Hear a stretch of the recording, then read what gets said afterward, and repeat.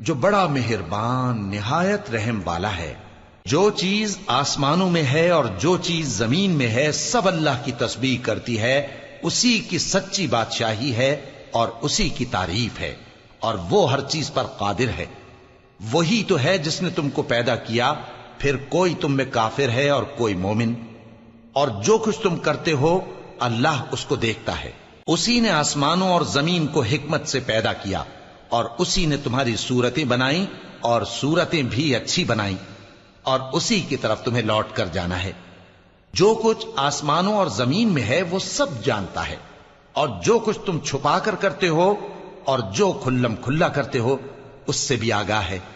और अल्लाह दिलों के भेदों तक से वाकिफ है। क्या तुमको उन लोगों के हाल की खबर नहीं पहुंची जो पहले काफिर हुए थे? तो उन्होंने अपनी करतूत की सजा का मजा चख लिया और अभी दुख